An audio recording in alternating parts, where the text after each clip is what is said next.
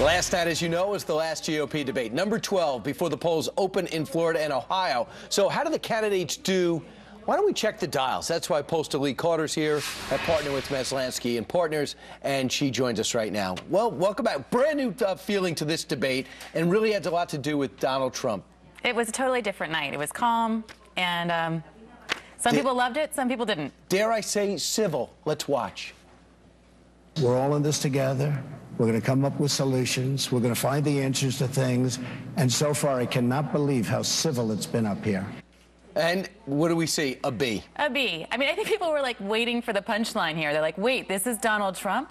But, you know, people said he was presidential, he was calm, he was soothing, he was a voice of reason, which is new for him, but people liked it. And there was a lot to disagree about, but they did it in an adult fashion, so to speak. Here's Marco Rubio drilling down on making the tough decision on fixing Social Security. There are about 3 million seniors in Florida with Social Security and Medicare. One of them is my mother, who happens to be here today. I'm against any changes to Social Security that are bad for my mother. And we don't have to make any changes for them. But anyone who tells you that Social Security can stay the way it is lying.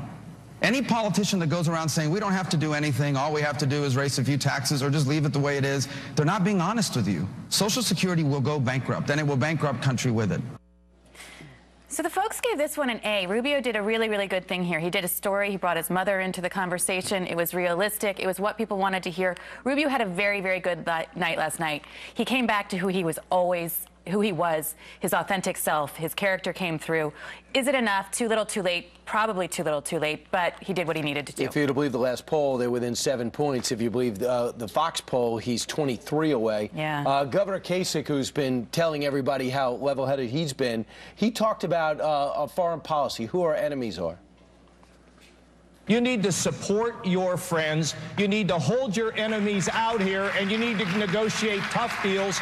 And the fact is, they need to understand who we are. The Chinese understand. They don't own the South China Sea. They have to stop hacking everything we have in this country, or we'll take out their systems. We will arm the Ukrainians so that they have lethal defensive aid. We will destroy ISIS. And Mr. Putin, you better understand, you're either with us or you're against us. We're not rattling a sword. You're not our enemy, but we're not going to put up with this nonsense any longer.